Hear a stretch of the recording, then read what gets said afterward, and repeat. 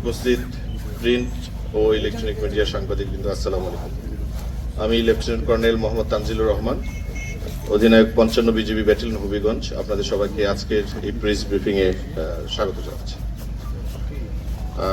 ইতিমধ্যে আপনারা জেনে গেছেন যে আজকে ২০ আগস্ট ২০২৬ তারিখ ভোররাত আনুমানিক 4:30টার দিকে আমাদের হবিগঞ্জ ব্যাটালিয়নের অধীনস্থ সাতছড়ি বিওপির দায়িত্বপূর্ণ এলাকায় একটি বিশেষ অভিযান আমরা পরিচালনা করি।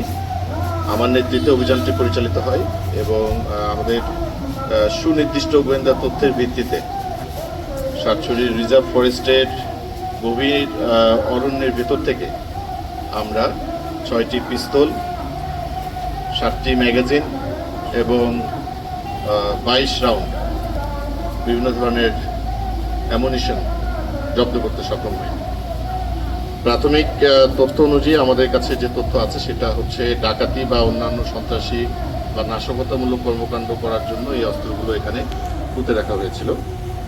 আপনারা আরও জেনে অবাক হবেন যে গত 3 মাসেই শুধুমাত্র এই জঙ্গল এরিয়া থেকে সাতছড়ি রিজার্ভ ফরেস্টের ভেতর থেকে আমরা প্রায় 41 লক্ষ টাকা মূল্যের 238 কেজি ভারতীয় গাঁজা, 2585 পিস ইয়াবা, 59 বোতল মদ এবং 21টি গরু আটক করতে সক্ষম হয়েছে। আজকের এই অস্ত্র উদ্ধার অভিযানে আমাদের যে অভিযানটা আমরা পরিচালনা করছি এটা একটা সফল অভিযান হয়েছে এবং অদূর ভবিষ্যতেও দেশ এবং সার্বভৌমত্ব রক্ষার যে কোনো প্রয়োজনে এই ধরনের অভিযান করতে হলে আমরা আবার অভিযান করব। সবাইকে বিশেষ ধন্যবাদ।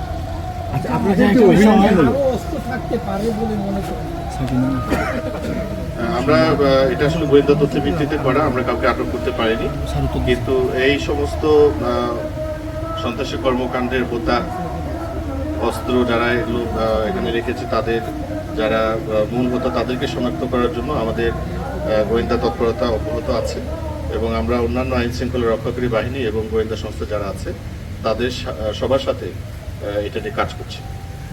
বিষয় হচ্ছে নাটক হয়েছে অনেকগুলো, এটা কি নাটকের অংশ?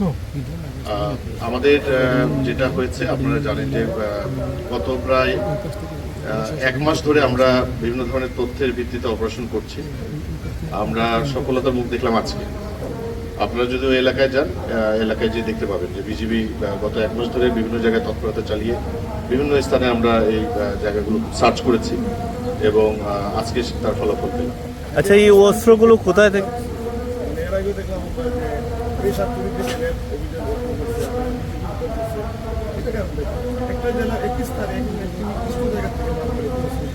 আসলে বিষয়টা কি, আপনারা যদি ওখানে, আপনারা তো হবিগঞ্জের মানুষ, ওখানে যদি যান এমন জায়গা আছে দিনের বেলা অন্ধকার এবং যোগাযোগের কোনো মাধ্যম নেই, মোবাইল নেটওয়ার্ক নেই এবং সাধারণত দেখা যায় অন্যান্য আইন শৃঙ্খলা রক্ষাকারী বাহিনী কিন্তু খুব একটা যায় না, কারণ বনের মধ্যে আসলে কেন মানুষ যাবে?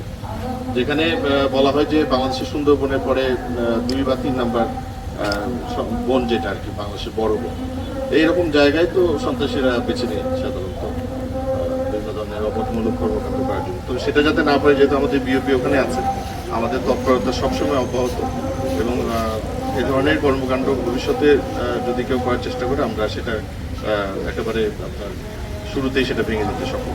আচ্ছা, এই অস্ত্রগুলা কোথা থেকে আনা হয়? আমাদের দেশের ভিতরে নাকি দেশের বাইরে থেকে? এটা বলা মুশকিল। আজকে যে অস্ত্রগুলো দেখলাম কোনোটা ইউএসএ মেড, কোনোটা ইটালি মেড, কোনোটা জোড়া দিয়ে বানানো হয়েছে। এটা আসলে মনে হচ্ছে না যে এগুলো বাংলাদেশের। এটা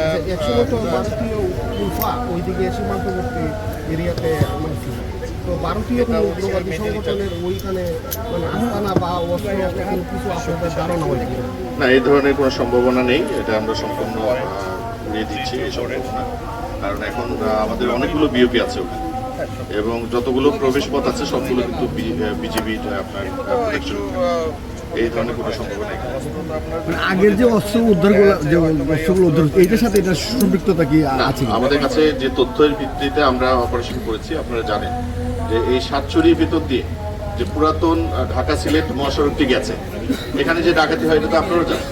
গত বছরের মে মাসে এবং আগস্ট মাসে এবং ডিসেম্বর মাসে 3টি বড় ধরনের ডাকাতির প্রচেষ্টা এখানে হয়েছিল এবং 55 বিজিবির একটি টহল দল যে কিন্তু একটি ডাকাত দলের প্রস্তুতিকালে তাদেরকে প্রতিহত করেছে।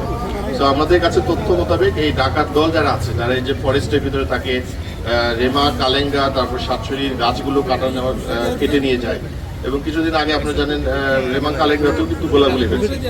তো এগুলো আমাদের কাছে প্রাপ্ত তথ্য অনুযায়ী এগুলো এই ডাকাত দল এবং সন্ত্রাসী গ্রুপ যারা তাদের ব্যবহৃত অস্ত্র।